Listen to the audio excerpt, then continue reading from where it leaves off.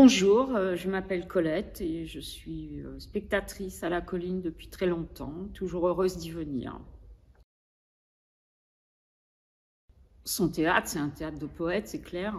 La poésie, il ne faut pas toujours chercher à tout comprendre, il faut se laisser traverser par ce qu'on ressent, pas des images, lui, c'est pas forcément des images, mais laisser décanter aussi un peu les choses. Donc c'est pour ça aussi que j'avais acheté d'ailleurs le livre après le spectacle, pour pouvoir relire, parce que se faire traverser par d'images ou de pépites dans le texte, dans la langue qu'il utilise. Donc il est encyclopédique, je dirais.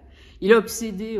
Bon, à un moment donné, je me disais que je pourrais peut-être dire qu'il est obsédé textuel, même si c'est un peu galvaudé comme terme, ce qui est faux d'ailleurs, puisque il y a autant d'allusions à l'organique qu'au spirituel, mais c'est un peu encyclopédique en ce sens que ça fait appel à tout. J'adore aussi les noms des personnages qui sont quand même assez parlants par rapport à ce qu'il veut exprimer. Ça parle beaucoup de la mort aussi, de repères, de disparition. Pour moi, il cherche à disparaître derrière la langue qu'il utilise. Il y a aussi, à force de parler, nous avons inventé le langage. Moi, je trouve ça magnifique.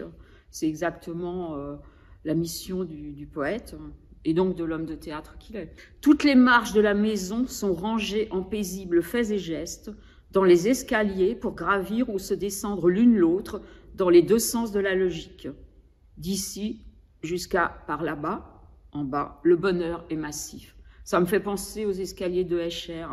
Donc voilà, ça me fait plaisir de livrer cette phrase et de faire cette référence picturale. Au début de l'animal imaginaire, ça commence par l'écrituriste qui prend la parole et qui dit « Il me vint un si fort mouvement d'écrire que je ne pouvais y résister ». Donc on imagine, c'est même pas une question, j'imagine que c'est vraiment autobiographique pour Valère Novarina.